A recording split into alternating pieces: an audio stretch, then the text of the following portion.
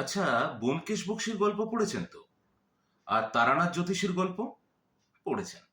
আচ্ছা বলুন তো, ব্যোমকেশ আর অজিত হ্যারিসন রোডের বাসা থেকে বেরিয়ে তদন্তের জায়গায় যাওয়ার সময় একদম বাসা থেকে বেরিয়েই কোন ভেহিকেলটা পেয়ে যেত বলুন তো?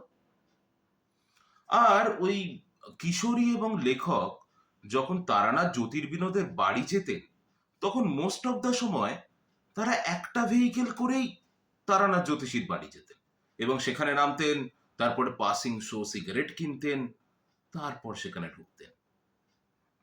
একদম ঠিক। আমরা আজকে কথা বলছি কলকাতার ঐতিহ্য তথা ভারতবর্ষের ঐতিহ্য ট্রাম নিয়ে। ট্রাম একটা অদ্ভুত অদ্ভুত যান। কারণ দেখুন, আমি নিজে মফস্বলের ছেলে। আমার বাড়ির পাশেই রেলওয়ে ট্র্যাক। দিন রাত আমি ট্রেন যেতে দেখেছি ছোটবেলা থেকে। তো আমি যখন প্রথম ট্রাম দেখলাম কলকাতার রাস্তায়, যে ট্রেন গাড়ির মতো দু কামরার একটা গাড়ি, একটা ট্রেন, দু কামরার একটা ট্রেন সড়কের মধ্যে পাতা রেল লাইন দিয়ে চলছে, আমার খুব অবাক লেগেছিল। তো তারপর থেকে ছোটবেলায় যতবার বাবার সঙ্গে আমি কলকাতায় ঘুরতে গেছি, মানে কলকাতার দ্রষ্টব্য স্থানগুলোতে ঘুরতে গেছি, ততবার আমার বাবার কাছে একটাই আবদার থাকতো, যে আমি কিন্তু আজকে ট্রামে চড়বো বাবা। আর চড়তামও, যদি সেই রুটে ট্রাম থাকতো তাহলে। কিন্তু এখনকার জেনজিদের কাছে ট্রাম তো শুধুমাত্র একটা মিউজিয়ামে পরিণত হয়েছে, যেখানে অ্যাস্থেটিক ছবি তোলা যায়, যেখানে পুরনো কলকাতার গন্ধ পাওয়া যায়। কিন্তু বিশ্বাস করুন, কলকাতা তথা ভারতবর্ষের ট্রাম কিন্তু অত্যন্ত ইম্পর্টেন্ট একটা ভেহিকেল ছিল এক সময়। তাহলে হঠাৎ আজকে এই অবস্থা হলো কেন ট্রামের? তো আজকে আমরা সেই বিষয় নিয়ে ডিটেলে কথা বলবো। তাহলে বেশি দেরি করছি না, শুরু করা যাক।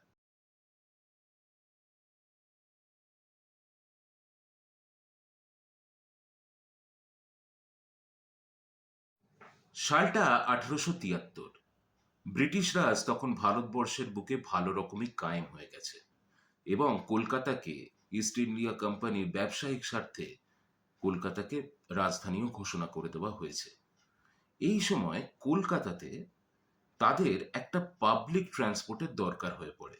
বিশেষ করে শিয়ালদা স্টেশন থেকে পোর্ট এরিয়া মানে আর্মেনিয়ান ঘাট অবধি একটা রাস্তা, প্রায় 3.9 কিলোমিটার, মানে ওই 4 কিলোমিটারের কাছাকাছি একটা রাস্তায় তারা তখন ট্র্যাক পাতে এবং সেখানে তারা প্রথম ট্রায়াল রান চালু করে ঘোড়ায় টানা ট্রামের।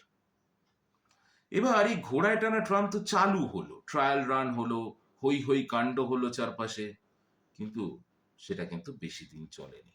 মাত্র কয়েক মাসের মাথায় 20শে নভেম্বর 1873 সালেই এই ট্রায়াল রান আবার বন্ধ হয়ে যায়। এর পেছনে কয়েকটা কারণ পরিলক্ষিত হয়। প্রথম কথা, ব্রিটিশার্স were very much control freak. ওরা তো প্রচন্ড কন্ট্রোল ফ্রিক, এবং কোনো অর্গানাইজড সংস্থা যেহেতু ছিল না এই ট্রাম চালাবার জন্য, সেই জন্য হয়তো তারা বন্ধ করতে বাধ্য হয়েছিল। আর 2 নম্বর কথা, which is very very important, ব্রিটিশরা হয়তো যতটা মুনাফা এক্সপেক্ট করেছিল ততটা মুনাফা এই ট্রাম চালিয়ে তাদের হয়নি। কারণ তারা কিন্তু বেসিক্যালি মুনাফা ছাড়া বিশেষ কিছু বুঝতো না। তাই এই দুটো কারণে মাত্র 3 থেকে 4 মাসের মাথায় এই ঘোড়ায় টানা ট্রাম বন্ধ হয়ে যায়। কিন্তু তারপরে কি হলো? তারপরে কি আবার ঘোড়ায় টানা ট্রাম চালু হলো? চালু হলো। কলকাতার বুকে ঘোড়ায় টানা ট্রাম চালু হলো তার অনেকগুলো বছর পরে, 7 বছর পরে। এবারে আসি সেই অধ্যায়ে। কলকাতার রাস্তায় অর্গানাইজড ভাবে ট্রাম চালাবার জন্যই 1880 সালের 22শে ডিসেম্বর একটি পার্টিকুলার কোম্পানি লন্ডনে রেজিস্টার করা হয় এবং সেই কোম্পানির নাম ছিল ক্যালকাটা ট্রামওয়েজ কোম্পানি বা সিটিসি। এই সিটিসি 22শে ডিসেম্বর 1980 সালে কোম্পানির রেজিস্ট্রেশন জমা করে লন্ডনে এবং সেই রেজিস্ট্রেশন গ্র্যান্ট হয়ে আসে। তারপরে তৎকালীন কলকাতার ভাইসরয় লর্ড রিপন, তিনি ইনগ্রেট করেন ওই পার্টিকুলার রুটটা, যে রুটে 7 বছর আগে অলরেডি ট্রায়াল রান চলেছিল।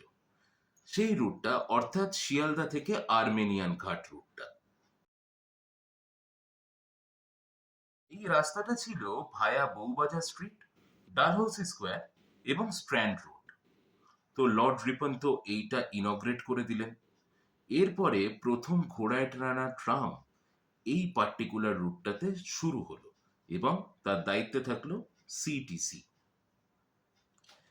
এটা তো গেল প্রথম ট্রাম স্টার্ট হলো। এরপরে ব্রিটিশরা মনে করলো যে তারা একটা ট্রামের নেটওয়ার্ক বানাবে এবং তারা ট্রাম নেটওয়ার্ক করার জন্য কলকাতা শহরের তিনটে পার্টিকুলার পোর্শনে প্রথমে সেটাকে ভাগ করলো। একটা টুয়ার্ডস ইস্ট, যেটা শিয়ালদা থেকে আর্মেনিয়ান ঘাট অব্দি রুটটা তারা প্রথমে তৈরি করেছে। এরপরে টুয়ার্ডস নর্থ, অর্থাৎ কুমারটুলি থেকে চিতপুর রোড অব্দি তারা আরেকটা রুট তৈরি করলো। এবং থার্ড হচ্ছে টুয়ার্ডস সাউথ, অর্থাৎ কালীঘাট অব্দি একটা রুট তারা ক্রিয়েট করলো। এবার এই কুমারটুলি থেকে চিতপুর রোড অব্দি যে রুটটা ক্রিয়েট হলো সেটা উত্তর কলকাতার বাসিন্দাদের জন্য এবং উত্তর কলকাতার ব্রিটিশ আর্মড ফোর্সেস লোকেদের জন্য। আর দক্ষিণে যে রুটটা তৈরি হলো সেটা মেনলি তৈরি হলো কলকাতার যে কালীপীঠ, অর্থাৎ কালীঘাট মন্দির, কালীঘাট মন্দিরের যারা পিলগ্রিমেজ আছে, যারা দর্শনার্থী রয়েছে, তাদের সুবিধার জন্য তারা, ব্রিটিশরা সেখান থেকে কিন্তু মুনাফা দেখেছে। তারা কিন্তু অ্যাকচুয়ালি এরম নয় যে তারা খুব ভক্তি ভরে কাজটা করেছে।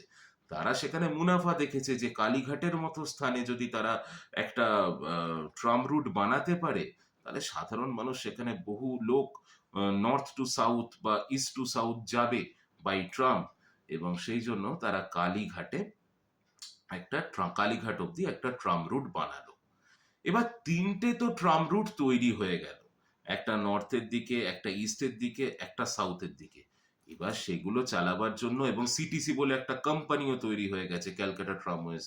তো ক্যালকাটা ট্রামওয়েজের মতো কোম্পানি যখন তৈরি হয়ে গেছে এবং তিনখানা রুটও যেখানে ক্রিয়েট হয়ে গেছে, তাহলে এবার ট্রাম রাখার জায়গাও তো লাগবে।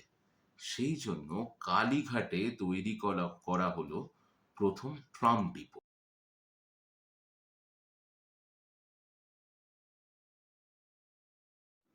এবং কালীঘাট ট্রাম ডিপোতেই তখন একটা ওয়ার্কশপ তৈরি করা হলো, ছোট্ট একটা ওয়ার্কশপ, যেখানে ট্রামের কোনো সমস্যা হলে সেখানে যাতে সারানো যায়। তো কলকাতায় তখন ঘোড়ায় টানা ট্রাম সার্ভিস স্টার্ট হয়েছে এবং কালীঘাট কলকাতার ট্রামের ইতিহাসের প্রথম ট্রাম ডিপো হিসেবে অভিহিত হয়েছে এবং তৈরি করা হয়েছে। এর সাথে সাথেই সেন্ট্রাল কলকাতায় ধর্মতলা অর্থাৎ এসপ্ল্যানেড থেকে ডালহৌসি স্কোয়ার অব্দি কানেক্ট করা হয় ভায়া হেমন্ত বসু সরণি, তখন যেটার নাম ছিল ওল্ড কোর্ট হাউস স্ট্রিট। ঠিক এক বছর পরেই আবার ধর্মতলা থেকে টুয়ার্ডস নর্থ, উত্তর কলকাতার দিকে আরেকটা রুট স্টার্ট করা হয়, যেখানে ধর্মতলার সঙ্গে শ্যামবাজারকে জুড়ে দেওয়া হয়। সেটা করা হয় ভায়া কলেজ স্ট্রিট। এই রুটটা মেনলি ক্রিয়েট করা হয়েছিল তৎকালীন স্টুডেন্টসদের জন্য, কারণ তৎকালীন শিক্ষার্থী, বিদ্যার্থী এবং মেডিকেল কলেজের স্টুডেন্টদের যাতে সেই রুটটা সারপ্রাস করতে সুবিধা হয়, সেইটা প্রথমে শুরু করা হলো। এটা ছিল সেকেন্ড রুট। এরপর ওয়েলিংটন স্কোয়ার, যেটা এখন সুবোধচন্দ্র মল্লিক স্কোয়ার, সেখান থেকে শিয়ালদা স্টেশন অব্দি আরো একটা রুট ক্রিয়েট করা হয়। স্পেশালি ওটা তৈরি করা হয় for the railway passengers. Sealdah tram টার্মিনাসও কিন্তু সেই সময় তৈরি করা হয়। এই শিয়ালদা ট্রাম টার্মিনাস এখন আপনারা দেখতে পান না, কারণ এটা কিছুদিন আগে ছিল পার্কিং। আর এখন ঠিক যেখানে শিয়ালদা মেট্রোটা হয়েছে তার গেট নাম্বার 2 এর লাইন নাম্বার 2টা হচ্ছে তৎকালীন ট্রাম টার্মিনাস ছিল। তো এবার টুয়ার্ডস নর্থ অনেকগুলো লাইন স্টার্ট হয়ে গেছে, ট্রামের রুট স্টার্ট হয়ে গেছে। টুয়ার্ডস ইস্ট প্রথম রুটটাই ইস্ট রুট তৈরি করা হয়েছিল এবং সাউথে কালীঘাট অব্দিও রুট তৈরি করা হয়েছে। তো একটা দিকে রুট তখনও পর্যন্ত তৈরি হয়নি, সেটা হচ্ছে টুয়ার্ডস ওয়েস্ট রুট। এবারে ব্রিটিশার্সরা ওয়েস্ট রুটটাও তৈরি করলো। সেইটা হচ্ছে হাইকোর্ট থেকে নিমতলা ঘাট অব্দি ভায়া স্ট্র্যান্ড রোড আরেকটা রুট তৈরি করা হলো। এবং এই হাইকোর্ট রুটটা তৈরি করা হয়েছিল তৎকালীন যারা ল পড়ছেন তাদের জন্য। এছাড়াও নিমতলা ঘাট, যেহেতু সেটা বার্নিং ঘাট ছিল, সেজন্য শ্মশান যাত্রীদের যাতায়াতের সুবিধার জন্য কিন্তু এই পার্টিকুলার রুটটা তৈরি করা হয়। আর আরেকটা রুটও তার সঙ্গে তৈরি করা হয়, যেটাও নিমতলা ঘাটের সঙ্গে কানেক্টেড, সেটা হচ্ছে মেট ক্যাফে হল থেকে নিমতলা শ্মশান ঘাট অব্দি আরেকটা রুটও কিন্তু সেই সময় ক্রিয়েট করা হয়। অতএব এর আগে ইস্ট, নর্থ এবং সাউথ রুট ছিল, এবারে ওয়েস্ট রুটটা ট্রামের যুক্ত হলো এটার সঙ্গে। এবার যেটা বললাম, যেহেতু north, south, east, West Kolkata চারটে পোর্শনকে ট্রাম রুটে জুড়ে দেওয়া গেল, সেই জন্য তৎকালীন ঘোড়ায় টানা ট্রামের যে রুটটা দিয়ে প্রত্যেকটা জায়গা কানেক্টেড হতো, সেটা হচ্ছে শ্যামবাজার থেকে হাইকোর্ট, নিমতলা, শিয়ালদা, ডালহৌসি, এসপ্ল্যানেড, কালীঘাট, এই গোটা চত্বরটা, এই গোটা চত্বরটাই কিন্তু ঘোড়ায় টানা ট্রাম দিয়ে কানেক্টেড ছিল। আর এই সময় the one and only tram depot was Kalighat tram depot.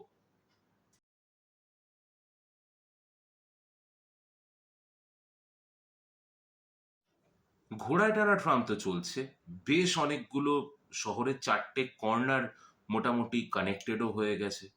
কিন্তু ওই ঘোড়ায় টানা ট্রাম চলার দুটো প্রবলেম ছিল। প্রবলেম নাম্বার এক, যেহেতু এটি একটি প্রাণী টানছে, তাই তাদের শরীর খারাপ, তাদের রক্ষণাবেক্ষণ, এগুলোর পেছনে ব্রিটিশ সরকারকে বেশ কিছু টাকা ব্যয় করতে হতো। এবং শুধু টাকা ব্যয় করা তো নয়, অনেক সময় সেই প্রাণীগুলো অকালে মারাও যেত। সেই জন্য মাঝে মধ্যে ট্রাম সার্ভিস ব্যাহত হতো। এই সময় ফর আ ট্রায়াল রান আবার 1882 সালে, মানে তার 8 বছর 9 বছর পরেই, প্রথম স্টিম লোকোমোটিভ ইঞ্জিন আনা হয় আবার একটা ট্রায়াল রান করার জন্য, যদি স্টিম ট্রাম চালানো যায় কলকাতার বুকে। এবং সেটা করাও হলো 1883 সালে। একটা নতুন রুট শুরু করা হলো খিদিরপুর থেকে। এবার ব্যাপার হচ্ছে, এবারে স্টিম রুটে মানে স্টিম ইঞ্জিনে কিন্তু ট্রাম চলবে। সো এখন it will be a bit faster than before, কারণ আরেকটু ফাস্ট সার্ভিসও হবে সেক্ষেত্রে, মানে ট্রাম আরেকটু ফাস্ট চলবে। এবার সেই জন্য ট্রেন ট্র্যাক পাতা হলো খিদিরপুর থেকে ভায়া ডাফরিন রোড হয়ে ময়দান অবধি। এই জায়গাগুলো তৎকালীন সময়ে তুলনামূলকভাবে ফাঁকা ছিল, এবং সেই জন্য ট্রায়াল রানের জন্য যে প্রথম স্টিম ইঞ্জিনের জন্য যে ট্র্যাকটা পাতা হলো, সেটা ডাফরিন রোড ভায়া হয়ে ময়দান অবধি। খিদিরপুর থেকে ময়দান অবধি আরেকটা নতুন রুটের সূচনা করা হলো। আর এটার সুবিধা কি হলো? দেখুন, তৎকালীন যুগে যেটা হতো, সাধারণ মানুষও বিকেল সন্ধেবেলায় পরিবারবর্গকে নিয়ে বা নিজেরা একা একাও ময়দানে হাওয়া খেতে আসতেন। এবার ময়দানকে যদি ট্রাম রুটে কানেক্ট করে দেওয়া যায় এবং একটা ফাস্টার ট্রাম রুটে কানেক্ট করে দেওয়া যায়, তাহলে বহু মানুষ সেই রুটটা ব্যবহার করতে পারবে, আবার মুনাফা। এবং সেইটা ভেবেই সেই রুটেই স্টিম সার্ভিস মানে স্টিম ট্রাম সার্ভিস শুরু হলো খিদিরপুর থেকে ময়দান অব্দি। এবার 1882 সালে ট্রায়াল রান হলো, 1883 সাল থেকে স্টিম লোকোমোটিভ ইঞ্জিন দিয়ে ট্রাম সার্ভিস স্টার্ট হয়ে গেল। এবার ব্যাপার হলো, এতদিন ধরে তো ঘোড়ায় টানা ট্রাম চলতো এবং তার একটা ডিপো আছে যেটা কালীঘাটে। এবার স্টিম ইঞ্জিন এবং স্টিম লেড ট্রামটাকে রাখার তো একটা ডিপো লাগবে। সেই জন্য সেই বছরই 1883 সালেই খিদিরপুরে কলকাতার দ্বিতীয় ট্রাম ডিপোটা তৈরি হয়। এবং তখন খিদিরপুর ট্রাম ডিপোতে শুধুমাত্র স্টিম ইঞ্জিন লেড ট্রামগুলোই রাখা হতো, এবং সেইটার জন্য একটা ছোট ওয়ার্কশপ ওটার ভেতরে করে দেওয়া হতো। এরপরেই আরো একটা রুট কিন্তু ওই স্টিম ট্রাম স্টার্ট হলো, সেটা হচ্ছে ওয়েলিংটন স্কোয়ার থেকে পার্ক স্ট্রিট ভায়া ওয়েলেসলি স্ট্রিট, যেটা এখন রফি আহমেদ কিদওয়াই রোড। এই আরেকটা কিন্তু স্টিম ট্রাম সার্ভিস স্টার্ট হয়ে গেল। আর তারপরে এই স্টিম ট্রাম এবং হর্স লেড ট্রাম দুটোই একই সাথে চলতো কলকাতার রাস্তায়। স্টিম ট্রামের দুটোই রুটে চলছিল, আর হর্সলেড ট্রাম বাকি রুটগুলোতে চলছিল। এর 16 বছর পর ওই ইন দ্য ইয়ার 1899 নাগাদ, 1899 সাল নাগাদ, নিমতলা রুটটা, যেটা অ্যাকচুয়ালি আগে ঘোড়ায় টানা ট্রাম চলতো, ওই নিমতলা রুটটা কানেক্টেড হয় হচ্ছে কোম্পানি বাগান লাইনের সাথে, এবং সেখানে যেটা ভায়া এটা কানেক্টেড হয় সেটা হচ্ছে নিমতলা ঘাট স্ট্রিটের সাথে। আরেকটা রুটও তখন চেঞ্জ করা হয়, মানে চেঞ্জ নয়, আরেকটা রুটেও তখন স্টিম লেড ইঞ্জিন দেওয়া ট্রাম চালানো শুরু হয়। সেটা হচ্ছে এসপ্ল্যানেড থেকে নিমতলা অবধি। এসপ্ল্যানেড থেকে নিমতলা অবধি এবারে স্টিম লেড ইঞ্জিনে ট্রাম চলা শুরু হয়। দুটো রুট আরো অ্যাড অন করা হলো স্টিম লেড ট্রামের জন্য। এবার দুটো টাইপের ট্রামই কিন্তু চলছে তখন কলকাতায়, হর্স লেড ট্রামও চলছে এবং স্টিম ইঞ্জিন লেড ট্রামও চলছে। তো হর্স লেড ট্রাম যে রুটগুলোতে চলতো সেটা হচ্ছে শ্যামবাজার, শিয়ালদা, হাইকোর্ট, কালীঘাট, এই রুটটাতে হর্স লেড ট্রামই চলতো। আর স্টিম ট্রাম চলতো হচ্ছে নিমতলা, পার্ক স্ট্রিট, খিদিরপুর। এবার দুরকম সার্ভিস, মানে হর্স লেড ট্রাম সার্ভিস আবার স্টিম ট্রাম সার্ভিস, এই দুরকম সার্ভিস রিজিউম ছিল কেবলমাত্র দুটো রুটে। একটা হচ্ছে এসপ্ল্যানেড টু ওয়েলিংটন স্কোয়ার, আরেকটা হচ্ছে এসপ্ল্যানেড টু মেট ক্যাফে হল সেকশন, যেটা আপনাদেরকে আগেই বললাম যে নিমতলার একটা রুট এসপ্ল্যানেডের সঙ্গে জুড়ে দেওয়া হয়েছিল স্টিম ইঞ্জিনের মাধ্যমে। অতএব অলরেডি একটা এসপ্ল্যানেড থেকে মেট ক্যাফে হল অব্দি অলরেডি একটা হর্স লেড ট্রাম চলতো, তার সাথে সাথে সেখানে কিন্তু স্টিম ইঞ্জিন ট্রামও শুরু হয়ে গেল। অর্থাৎ কলকাতার বুকে দুটো ট্রাম সার্ভিসই কিন্তু অ্যাভেলেবেল ছিল টিল 1900।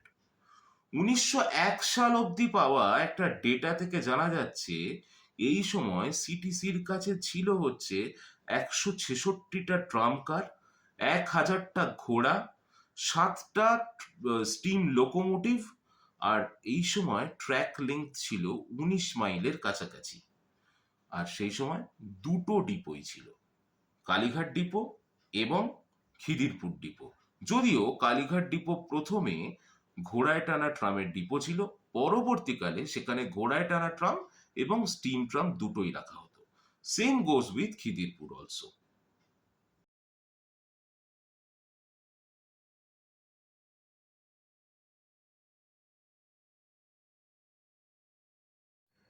1900 সাল মানে ভাইসরয় লর্ড কার্জনের আমল। আর এই লর্ড কার্জনের আমলেই বাংলার আকাশে বঙ্গভঙ্গের কালো মেঘ জাগরিত হয়েছিল। তার সাথে সাথে বাংলায় বৈপ্লবিক আন্দোলনের একটা ঝড়ও সেই সময় উঠেছিল। এছাড়া বিভিন্ন জায়গায় তখন সাম্প্রদায়িক দাঙ্গা চলছে, বৈপ্লবিক আন্দোলন চলছে, বেশ একটা অস্থির পরিস্থিতি। এই সময় লর্ড কার্জন ভাবলেন যে এই যে ট্রাম সার্ভিসগুলো রয়েছে এর থেকেও একটা ফাস্টার ট্রাম সার্ভিস তাদের এই মুহূর্তে প্রয়োজন। যেমন বলা তেমনই কাজ, আবার লন্ডনের কাছ থেকে পারমিশন সঙ্গে সঙ্গেই চলে এলো। 1900 সাল থেকেই শুরু হয়ে গেল ট্রামওয়ে ইলেকট্রিফিকেশনের কাজ শুরু হলো। গজ সাইজ ছিল 1435 mm, যা ট্র্যাকের কাজও শুরু হয়ে গেল ওই 1900 থেকে। এবার 1900 সাল থেকে কাজ তো শুরু হলো, সেই কাজটা কমপ্লিট হতে মোটামুটি বছর দেড়েক দুয়েক লাগলো। 1902 সালে প্রথম এসপ্ল্যানেড থেকে খিদিরপুরের মধ্যে ইলেকট্রিক ট্রাম সার্ভিস স্টার্ট হলো। এই ট্রাম সার্ভিসটা স্টার্ট হয়েছিল মেনলি ব্রিটিশ আর্ম ফোর্স যাতে তাড়াতাড়ি বিপ্লব দমন করতে এক জায়গা থেকে আরেক জায়গায় খুব তাড়াতাড়ি পৌঁছে যায়। এবার শুধু তো ব্রিটিশ আর্মড ফোর্স সেটা ব্যবহার করবে না, সাধারণ নেটিভদেরকেও ব্যবহার করতে দিতে হবে। কিন্তু এখানে একটা কথা উল্লেখ্য, তখনও কিন্তু স্টিম লোকোমোটিভও চলছে এবং হর্স লেড ট্রামও চলছে। শুধুমাত্র এসপ্ল্যানেড এবং খিদিরপুরের মধ্যে একটা ইলেকট্রিক ট্রাম লাইন, মানে ইলেকট্রিক ট্রাম লাইনের কাজ শেষ হয়েছে এবং সেখানে একটা ইলেকট্রিক ট্রাম চালানো হয়। এরপরেই জাস্ট ওইটা চালানোর পর, সাকসেসফুলি চালানোর পরেই এসপ্ল্যানেড থেকে কালীঘাট অবধি আবার একটা ইলেকট্রিক লাইনের কাজ কমপ্লিট হয় এবং ইলেকট্রিক ট্রাম, এর পরের ইলেকট্রিক ট্রামটা চলে এসপ্ল্যানেড টু কালীঘাট অব্দি, এবং সেটার কাজ শুরু হয়েছিল জুন মাসে এবং খুব তাড়াতাড়ি সেটা কমপ্লিট হয়ে গিয়েছিল। এবার ইলেকট্রিক ট্রামও কলকাতায় চলে এসছে। আছে দুখানা ট্রাম ডিপো, একটা খিদিরপুরে এবং একটা কালীঘাটে। দুটো তখন স্টিম ইঞ্জিন এবং ঘোড়ায় টানা ট্রাম রাখছে।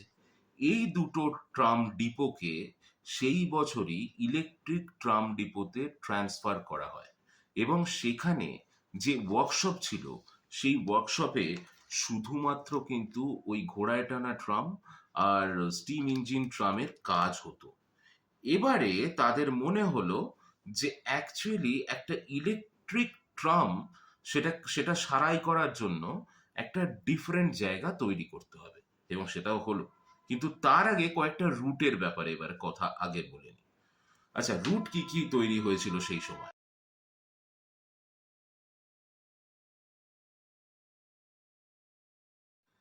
এবার কালীঘাট ডিপো আর খিদিরপুর ডিপোকে তো ইলেকট্রিফিকেশন করা হলো, কিন্তু ওয়ার্কশপগুলো কিন্তু চেঞ্জ করা পসিবল হলো না।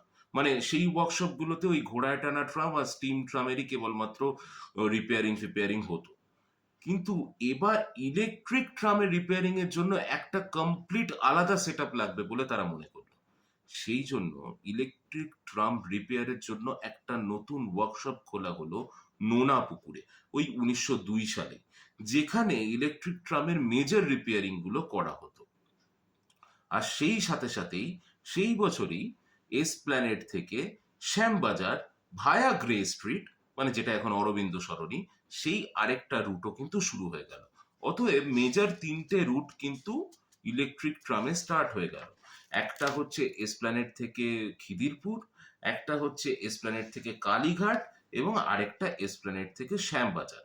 অর্থাৎ সেন্ট্রাল কলকাতার সঙ্গে নর্থ সাউথ এবং পোর্ট এরিয়া তিনটেই কানেক্টেড হয়ে গেল।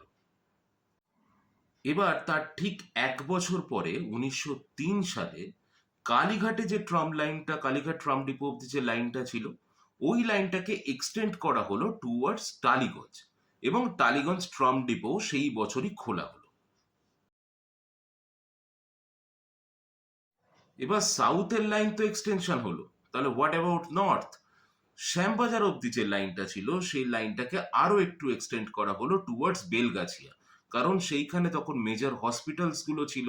সেই হসপিটালে যাওয়ার জন্য এবং অন্যান্য সুযোগ সুবিধার জন্য বেলগাছিয়া অব্দি শ্যামবাজার থেকে লাইনটা এক্সটেন্ড করা হলো। শ্যামবাজার ট্রাম টার্মিনাসও কিন্তু ওই 1903 সালেই পত্তন করা হলো। আর তারপরের বছর মানে 1904 সালে শ্যামবাজার থেকে আরো একটা লাইন চলে গেল টুয়ার্ডস বাগবাজার।